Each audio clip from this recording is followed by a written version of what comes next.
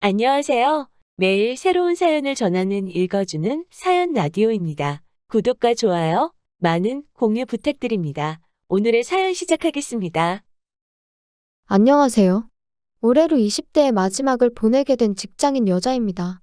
어른들 말 들어서 나쁠 게 없다고들 하는데, 사실 저는 여태껏 그 말이 틀린 말이라고 생각했어요. 워낙에 시대가 빠르게 바뀌는 요즘이잖아요. 어른들 눈은 틀리는 법이 없다는 그 말이 저는 그저 말 좀 잘 들으라고 만든 그런 소리라고 생각했어요. 과거에 정체되어 있는 고리타분한 사고방식이라고 생각했죠. 그런데 이번 일로 제 생각이 짧았다는 걸 뼈저리게 깨달았습니다. 제가 대학 졸업을 앞두고 인턴으로 일을 잠깐 한 적이 있어요. 남편은 그때 처음 알게 되었습니다. 남편은 회사의 정직원으로 인턴들에게 회사 업무를 알려주는 사수 역할을 하던 사람이었어요. 자상한 성격과 재테크에 대한 해박한 지식으로 사회초년생 중에 초년생인 동료 인턴 직원들한테 인망이 두텁고 인기가 많았어요. 그때 당시 저는 인턴 월급 100만 원도 안 되는 걸로 무슨 재테크냐 싶었고 전혀 관심조차 없었습니다. 남편이 동료 인턴들 데리고 다니면서 퇴근 후에 재테크 설명회나 강연 같은 것도 데리고 다니고 그랬었는데 저는 그냥 혼자 겉돌았죠. 인턴 끝날 때쯤엔 저 빼고 다른 동료들끼리 절친들처럼 되어 있었어요. 인턴 마지막 날엔 남편도 같이 해서 거창하게 회식 자리를 열었었어요. 저는 같이 어울리던 사람이 아니었다 보니 그 자리에 끼지는 않았었습니다. 아무튼 그 몇 개월 안 되는 짧은 인턴 생활을 뒤로하고 저도 졸업을 하게 되었고 다른 회사에 취직도 하게 되었습니다. 인턴 때 배워서 쓸만했던 건 복사기 쓰는 법 정도밖에 없더군요. 하지만 사회생활이 중요하다는 건 저 혼자 겉돌면서 뼈저리게 배워서 새 회사에서는 사람들하고 어울리고 나름 잘 지내게 되었습니다. 그렇게 회사 생활을 시작한 지 3년 차가 되던 해였어요. 외근을 나갔는데 거기서 정말 우연처럼 남편을 재회하게 되었습니다. 오랜만에 만난 사수라 우연찮은 만남이 신기하긴 했지만 사실 인턴하던 당시에 저만 따로 지냈다 보니 다른 인턴 동료들처럼 많은 추억도 없었거든요. 저보다 오히려 당시 남편이 더 반가워했습니다. 그때 연락처를 서로 교환을 했는데 정신을 차리고 보니 남편과 연인 사이가 되어 있었네요. 이렇게 다시 만난 건 우리가 함께할 운명이라 만난 거라는 남편의 말을 계속 듣다 보니 정말 저희가 드라마나 영화에서나 볼 법한 그런 운명 같은 사랑을 하고 있는 것처럼 느껴졌어요. 그리고 그 운명이라는 단어에 취해 남편의 환경이라고는 하나 신경 쓰지 않고 연애를 시작했습니다. 그렇게 2년의 연애를 하고 재작년 겨울에 남편의 청혼을 받게 되었습니다. 저희 부모님은 남편을 꽤 좋게 봤어요. 서글서글한 인상에 부침성도 좋고 직장도 그만하면 더할 나위 없다고 사윗감으로 마음에 든다고 하셨지만 상견례가 끝나고 나서 남편의 집안 형편 때문에 제가 고생할 게 너무 눈에 선이 보인다며 결혼을 허락해 줄 수 없다고 하셨습니다. 저희 집이 뭐 남의 집 집안 사정을 가지고 뭐라고 할 정도로 부자는 아니지만 적어도 남편의 집과 비교해보면 헐 나은 상황이었어요. 중소기업이긴 해도 부사장으로 일을 하고 계신 아버지와 전문직인 어머니 두 분의 벌이 덕분에 경제적으로 부족했던 적은 없었거든요.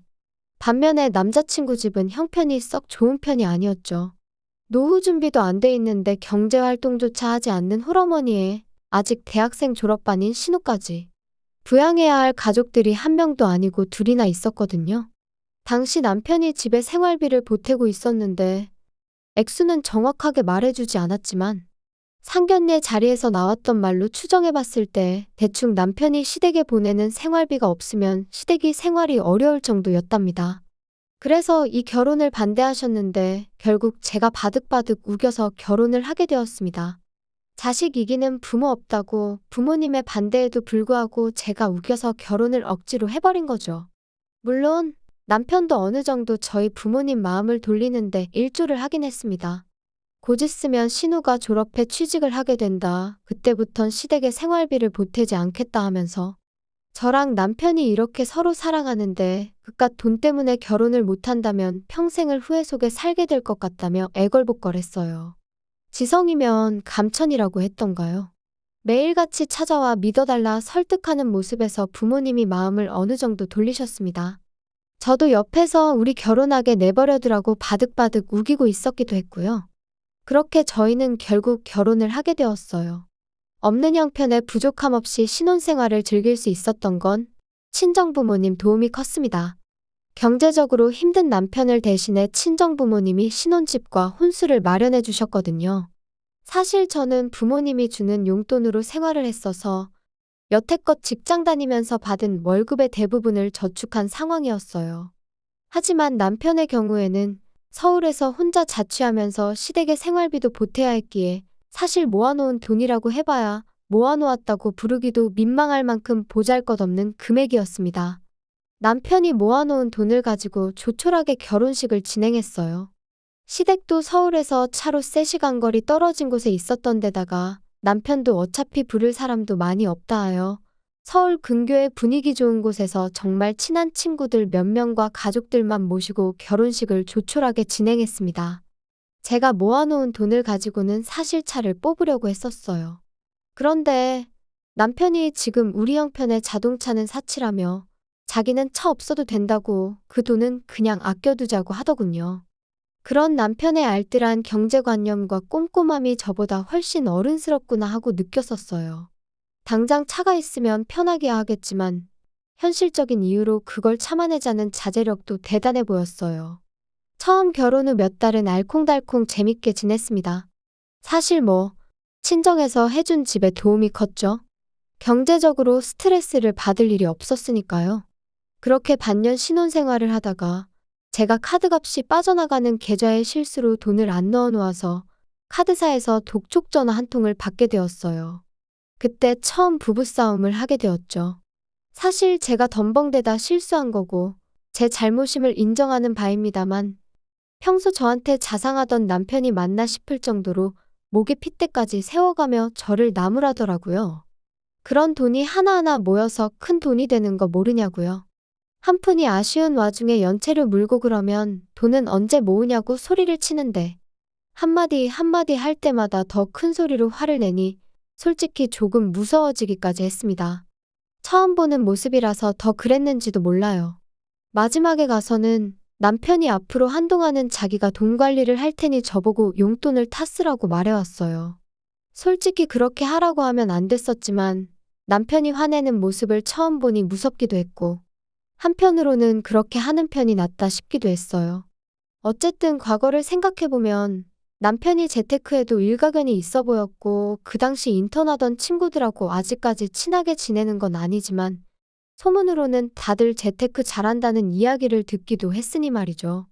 아예 남편한테 돈 관리를 맡겨놓고 또 남편이 재테크로 어떻게 돈이라도 불려놓는다면 저희 부모님도 남편 집이 가난할지언정 남편을 달리 보지 않을까 하는 그런 생각도 했습니다. 그래서 그렇게 하자고 했어요. 남편도 자신만만한 표정으로 돈은 자기가 잘 관리해서 부지런히 불려놓을 테니 걱정 말라고 했었죠. 제가 돈이 필요할 땐 어디에 쓸 건지 알려주면 그거에 맞게 용돈을 주겠다고 해서 저도 크게 불만은 없었습니다. 그렇게 남편이 저희 집 경제권을 가지게 되었습니다. 사실 친정에서 집도 혼수도 다 해줬으니 갚을 대출도 하나 없었고 모으면 모으는 대로 다 돈이었는데 재테크에 워낙 밝은 사람이니 돈을 잘 불려줬으면 하는 기대였어요. 하루는 남편이 저한테 그런데 우리 집은 왜 아직도 장인어른 명의로 되어 있느냐고 물어왔습니다. 우리가 하루 이틀 살 집도 아니고 길게는 몇십 년을 살게 될 텐데 요즘같이 하루가 다르게 집값이 오르는 상황에 늦으면 늦을수록 증여세랑 상속세로 내는 돈만 많아진다고. 명예 바꾸려면 지금이 딱 좋은 타이밍 아니겠냐며 한번 아버지께 물어보라 하더라고요. 얼마 뒤에 제가 개인적으로 아버지께 물어봤는데 아버지께서는 당장 설명하기는 그렇다고 대답을 피하셨죠. 세금 문제는 당신들이 알아서 할 테니 너는 걱정 말라는 대답과 함께요.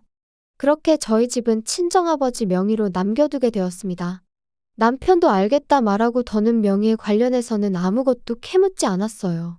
만약 그때 제가 결혼할 때처럼 남편 말만 듣고 바득바득 우겨 공동명의로 돌려놓았더라면 정말 상상조차 하기 싫네요. 아무튼 그 뒤로 시간이 어느 정도 지나서 저희도 결혼 1년 차를 맞게 되었습니다. 그리고 그때쯤부터 평소에는 왕래도 없었고 연락도 없이 지냈던 시댁에서 연락이 오기 시작했어요. 제 번호로 시어머니가 직접 전화를 걸어왔더라고요. 너는 어떻게 며느리라는 애가 어른이 먼저 전화를 하게 만드냐며 너무 기본적인 예의가 없는 거 아니냐고 저를 나무라셨어요. 결혼 전에 남편이 시댁일에 관련해서는 자기가 알아서 할 테니 너는 아무 신경 쓰지 말라고 했었어요. 말했던 대로 신우가 취직할 때까지의 시간 동안은 좋으나 싫으나 남편이 여전히 시댁을 도와줘야 했었거든요. 아마 그런 걸로 저한테 괜히 미움 살 수도 있으니 그랬던 거라 생각했었죠. 아무튼 남편이 알아서 한다고 해서 그렇게 하라고 하고 있던 상황에 난데없이 시어머니가 저한테 며느리돌이를 찾으시니 조금 당황스러웠네요. 지금 다시 생각해보니 아마 시어머니가 저를 휘어잡아서 남편 모르게 저한테서 뭐 하나라도 개인적으로 빼먹을 계획이 있었던 게 아닌가 싶어요. 아무튼 그때는 남편이 아무리 알아서 하겠다고 했었어도 진짜로 전화 한 통 안 드리고 가만히 있었던 내 잘못이 아예 없는 건 아니겠구나 생각했고 시어머니에게 곧바로 죄송하다고 제 생각이 짧았다고 사과를 드렸습니다. 그리고 빠른 시일 내에 시댁에 직접 내려가서 인사도 드리겠다 했어요. 그리고 그날 저녁 남편한테 어머님한테서 연락이 왔었다는 사실을 말해줬죠. 곧 날 잡아서 시댁에도 한번 내려가 보자고도 했고요. 어머님이 말은 안 해도 많이 서운해하시는 것 같다고요. 남편은 뭘 시댁까지 가냐며 내키지 않는다는 티를 팍팍 냈는데 내가 벌써 어머님께 간다고 말씀을 드렸는데 어떻게 이제 와서 안 간다고 말을 바꾸겠냐고 정가기 싫다면 나 혼자라도 다녀오겠다고 했죠. 결국 몇 주 지나지 않아서 남편과 시댁에 다녀오게 되었어요. 교통편이 마땅치 않아서 친정어머니 차를 빌려서 다녀왔어요. 그런데 시댁에 들어가니 결혼 전에 처음 인사드리려고 방문했었을 때랑 집 분위기가 사뭇 다르더라고요. 도배랑 장판도 새로 싹 되어 있고 분명히 처음 샀을 땐 흰색이었을 텐데 몇십 년의 세월을 썼는지 색이 누렇게 떠버렸던 냉장고도 최신 양문형 냉장고로 바뀌어 있었어요. 어디 그뿐이겠나요? 거실만 봐도 삐까번쩍한 가죽 소파에 TV도 최신형으로 바뀌어 있었고요. 그 좁은 집에다가 최신형 가전을 아주 종류별로 꽉꽉 채워 넣어 놓았더라고요. 오래됐으니까 바꿨나 보다 하고 넘어갈 수 있었지만 뭔가 쎄한 느낌이 오더라고요. 친정에서 신혼집 혼수를 해주셨는데 저희 친정어머니 입김 때문에 제가 원하던 걸로 맞추지 못하고 가전가구 대부분을 가성비 브랜드 위주로 맞춰야 했어요. 저는 갖고 싶던 모델이 따로 있었기에 그게 참 불만이었는데 그때 제가 골라놓았던 저희가 지금 쓰는 것보다 훨씬 상위 모델인 가전가구들이 시댁에 있는 것부터가 위화감이 들었죠. 결혼 전 남편이 혼자 자취할 때 들었던 생활비 제하고 월급에서 남는 돈은 거의 시댁으로 보내줬던 걸로 알고 있었거든요. 그때도 형편이 어려워서 쓰레기장에서나 볼 법한 구형 가전제품을 쓰고 있던 시댁이었는데 결혼하고 나서 보내던 생활비마저 일부 줄여버렸으니 오래돼서 바꿨다고 하기엔 견적이 택도 없는 금액이었거든요. 한참 그 위화감 때문에 머릿속에 생각이 많아지는데 밖에 나갔던 신우가 돌아오면서 그 의심이 더 커지게 되었습니다. 신우이가 요즘 없어서 못 산다는 1,000만 원짜리 명품 가방을 들고 들어왔으니까요. 막상 아들 내외가 왕복 대여섯 시간 거리를 운전해서 왔는데 식사라고는 먹고 죽을 돈도 없다고 짜장면 한 그릇 시켜주시더라고요. 집에 오는 길에도 그 위화감을 도무지 떨쳐낼 수가 없어서 남편한테 대놓고 물어봤어요. 혹시 어머님 뭐 복권이라도 당첨되셨냐고요? 어떻게 신우 명품백하며 시댁에 있는 가전가구들이며 다 우리 집보다 훨씬 좋은 걸 쓸 수 있느냐고요?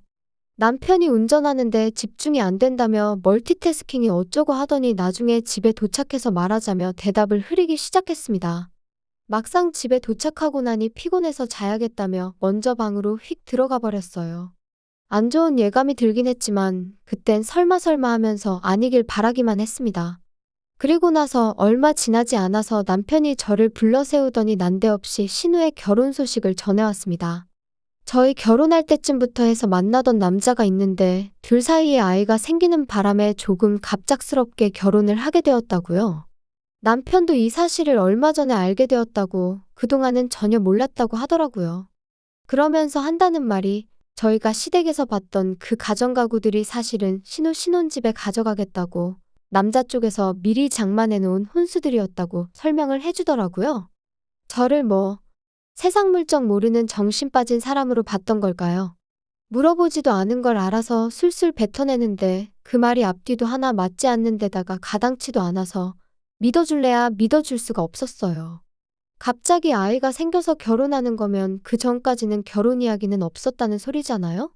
100번 양보해서 그 전부터 결혼 이야기가 오갔던 사이라고 쳐도 결혼식 날짜를 잡아놓은 것도 아니고 아이가 생길지 안 생길지도 모르는데 세상 어느 누가 집도 없는데 신혼집 가정가구를 미리 사놓겠어요? 혹시나 싶어서 남편한테 그럼 신우가 취직해서 생활비 내고 시어머니 부양하기로 했던 건 어떻게 되는 거냐고 물어봤어요. 남편이 그것도 남자 쪽에서 다 해주기로 했으니 걱정 말라고 하더라고요.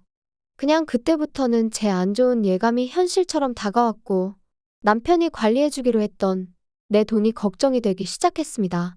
그런데 남편은 제가 어느 정도 눈치를 채고 있다는 생각은 요만큼도 안 한 건지 그래도 신우 결혼하는데 우리가 뭐 좀 해주는 게 어떻겠냐고 말을 꺼내더라고요.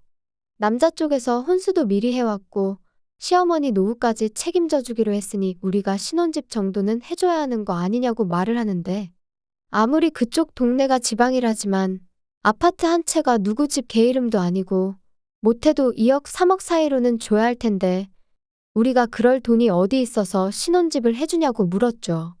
남편은 그 돈을 장인 장모님한테 한번 빌려보면 어떻겠냐 물어왔습니다. 사실 장인 장모님이 욕심만 안 부렸어도 우리가 우리 집으로 대출받아서 마련할 수 있는 돈이었는데 명의를 도무지 안 바꿔주시니 어쩔 수 없지 않냐고 그걸 또 저희 부모님 탓을 하더라고요. 남편에게 내가 왜 평생 결혼 전에 인사하러 갔을 때 한 번, 결혼식 때 한 번, 몇 주 전에 시댁 다녀왔을 때 한 번, 그렇게 총 3번 만난 신우를 위해 집 한 채를 해줘야 하는지 모르겠다고 싫다고 거절했어요. 그리고 이참에 당신이 관리하던 내 돈도 돌려달라고 했습니다. 이러다 나 몰래 신우한테 뭐라도 하나 해줄 것 같아서 못 믿겠다고요. 사실 안 좋은 촉이 들어서 돌려달라고 한 건데 남편이 말 끝나기가 무섭게 그 돈은 지금 빼기 좀 그렇다고 묶여있으니까 나중에 주겠다며 어버버거리더라고요. 그래서 그럼 우리 투자하고 있다는 돈은 지금 어디에 어떻게 투자하고 있는지 증거 좀 보여달라고 했어요. 이제는 나도 뭐가 어떻게 돌아가는지 내 눈으로 직접 보고 싶다고요. 남편은 있는 대로 당황해서는 대답을 못하더라고요. 제 의심은 확신으로 바뀌었고 결국 남편을 다그쳐서 관리해준다던 제 돈의 잔액을 보게 되었습니다. 딱 100만 원 남아있더군요. 출금 내역을 확인해보니 가관이었어요. 제 돈을 건네받자마자 한 달도 안 지나서 가전마트랑 가구점에서 3천만 원 결제된 기록부터 해서 신우한테 1,000만 원이 넘는 돈을 보낸 기록에다 그때그때 시댁에 생활비 하라고 보낸 건지 소액으로 몇 번씩 시어머니 계좌로 이체된 기록까지 전부 고스란히 남아있었습니다. 이건 어떻게 설명할 거냐고 물으니 뻔뻔하게도 신우한테 송금된 돈은 빌려준 돈이고 시댁 가정가구 바꿔준 건 신우가 결혼하는데 맨몸으로 보낼 수 없으니 결혼할 때 가져갈 혼수를 미리 맞춰준 거라고 변명을 하는 겁니다. 빌려준 돈이면 차용증 써놓은 건 있냐고 물으니 또 대답을 못하더군요. 가족끼리 무슨 차용증을 쓰냐면서 신우가 이자까지 쳐서 갚기로 했으니 따지고 보면 자기가 제 돈을 굴려주기로 했다는 그 약속은 변함이 없답니다. 직장도 없고 이제 애까지 생겨서 결혼하는 신우가 무슨 수로 그 큰 돈을 언제가 돼서 갚겠냐고 따졌더니 이젠 아예 적반하장으로 떼대면 알아서 갚을 거니까 얼마 되지도 않는 돈 가지고 호들갑 좀 떨지 말라더군요. 시집와서 한 가족이 되었으면 가족을 돌아볼 줄 알아야지. 다른 사람도 아니고 내 동생이 결혼하는데 맨몸으로 시집 보내서 그 집에서 식모노를 타면서 사는 꼴을 어떻게 보냐고 따지는데 너는 뭐 장가올 때 땡전 한 푼이라도 들고 왔냐고.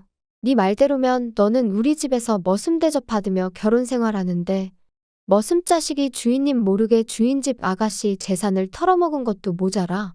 이젠 믿어준 사람을 속여서 주인집 돈까지 털어먹으려 개수작을 부리고 있냐고 한마디 했어요.